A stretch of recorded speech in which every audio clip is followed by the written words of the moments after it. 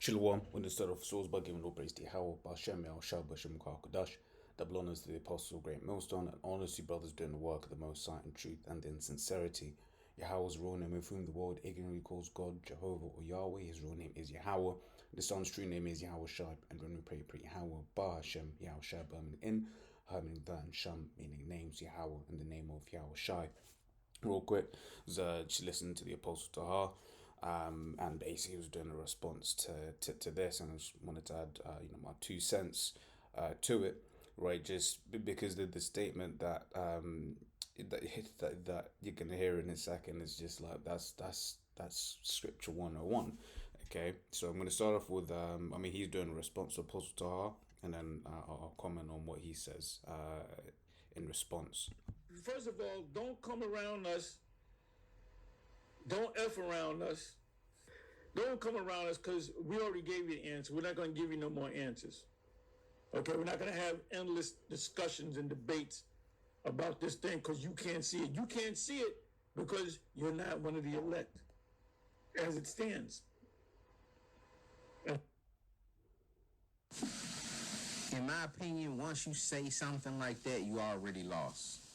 When it comes down to, oh, you have to be the elect, or you have to have a certain spirit to get the understanding of this, to me, you lost.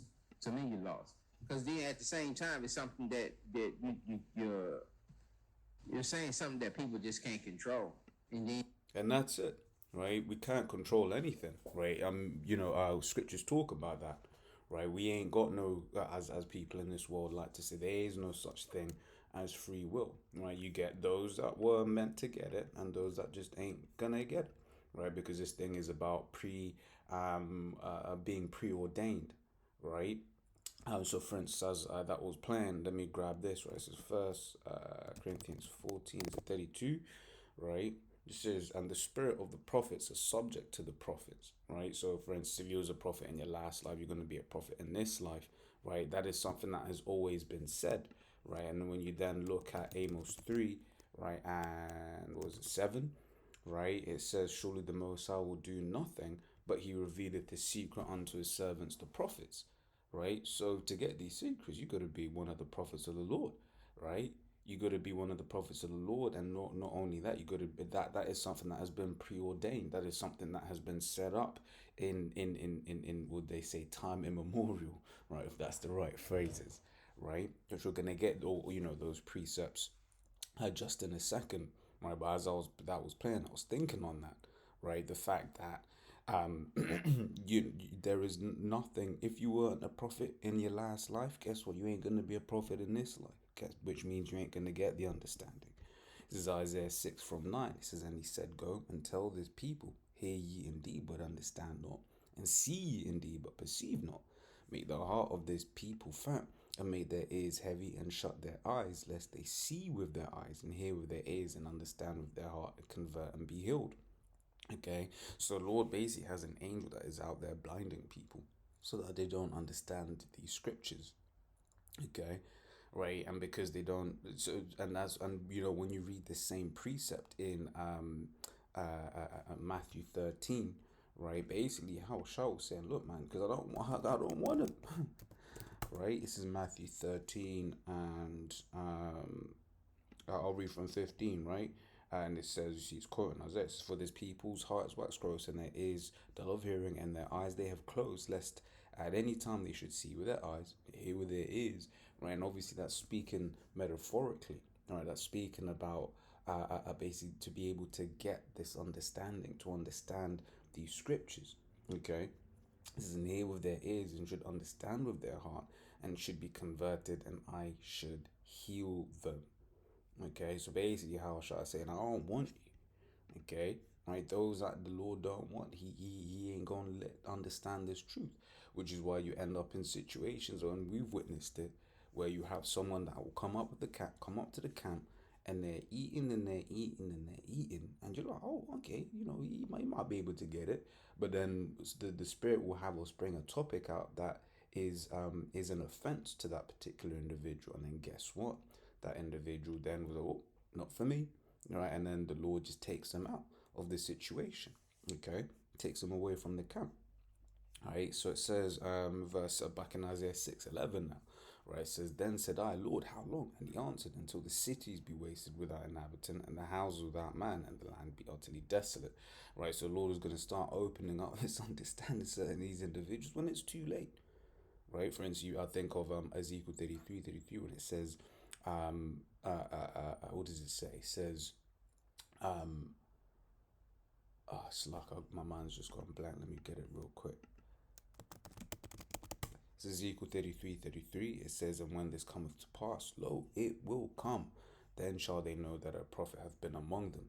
Right. So when all these things are happening, right, when all these things are said, and done, right, and the Lord makes good on these prophecies, right, which we of course we know the Lord's going to make good on these prophecies, right, but that, for instance, that's why it says, "Blessed are your eyes," right, because we can see these things and we understand what we're saying through the spirit and power of Yahweh Shem Yahshua is going to come true, right. So we're very grateful for that, for that faith and that understanding.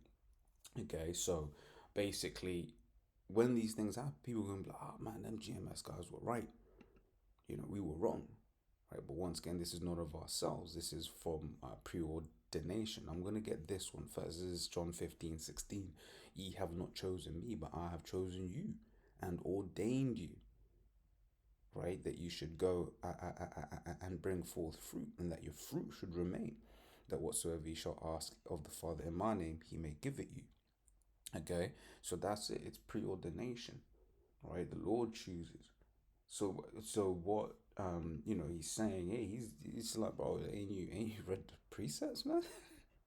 It's all about preordination, right? There's nothing we can do about that matter. We can't control it. That's why we say, for instance, the apostle starting from the apostle on down about the hopeful elect. Right? We can't make ourselves of the elect. Right? Once again, the Lord is the one that's in control of this entire movie. Okay? This is Ephesians 1 from verse 4.